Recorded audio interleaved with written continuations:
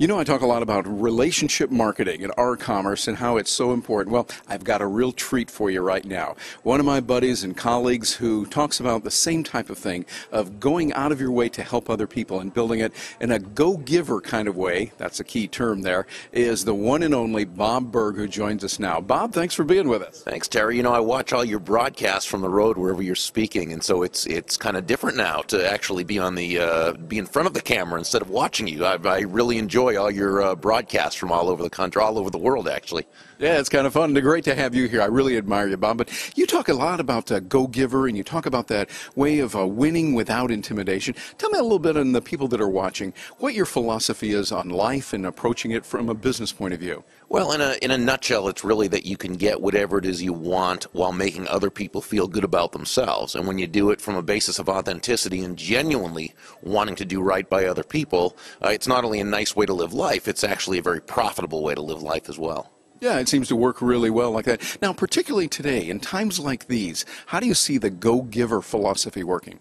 Well, I think at this point, first of all, the go-giver philosophy is a lot more than just nice people finish first. You know, people say, do nice guys, nice gals, nice people finish first? Well, yeah, but it takes a lot more than just being nice. I mean, we all know, you and I, everyone watching this, we all know plenty of people who are simply nice, who are simply broke as well. So there's obviously a lot more to it than just be nice. Success is also a matter of doing the correct things in the success process that allows a person to be successful and finish first, if you will. In The Go-Giver, John David Mann, my excellent co-author, and I simply share 5 laws or 5 principles that help explain how to do this. And they each coincide with how, especially in today's economy, I almost don't want to say especially because it gives the idea that there's something we should be doing a lot different than we would be. When people say, what should I do now in this economy? Well, what were you doing in the other economy?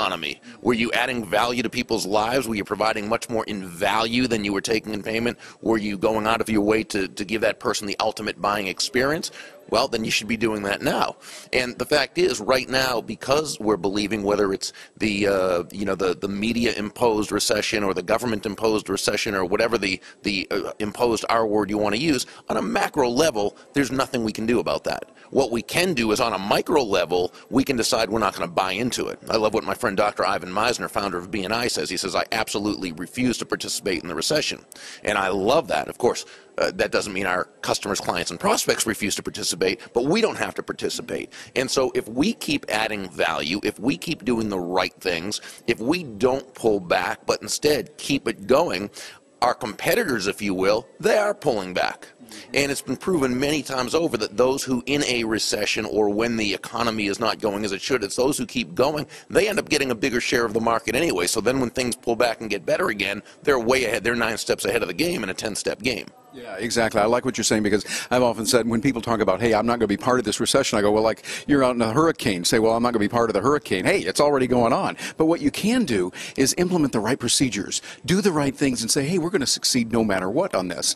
What are some things specifically you feel that people could do? Say, it's a small business. Let's look at an entrepreneur, a small business, and things that they could do specifically so that they can achieve more business today.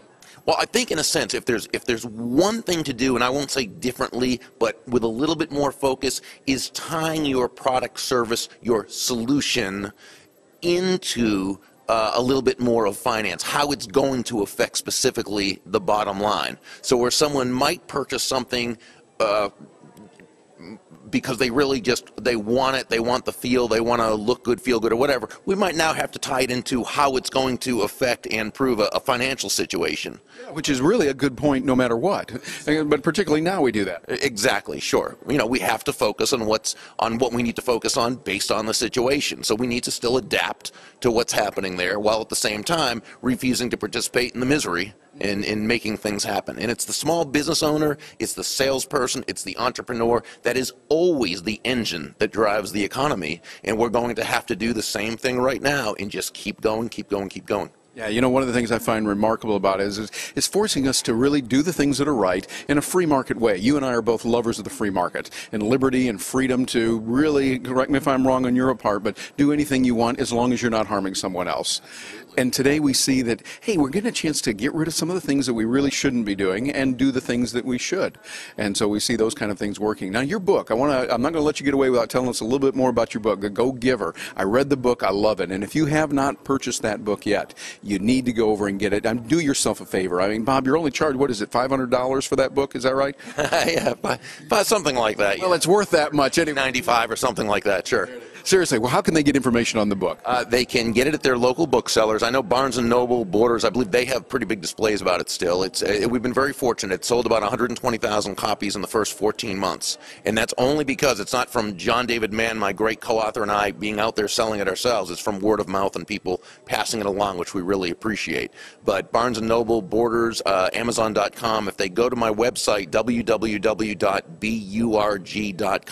they can download Chapter 1 for free and see if they like the beginning of the story, and then either click through from there or go to their local booksellers. Yeah, and like I said, I really recommend it. You need to feed your mind and learn about ways that you can succeed. As I've told you before on here, and devoted a whole broadcast to it, that book can really help a lot. It's one of those kind of books that can change your life, so you owe it to yourself to consider if you had to pay $500, it'd be worth it, but you get it for a lot less than that. Well, Bob, any closing thoughts you want to leave with us as we move on here?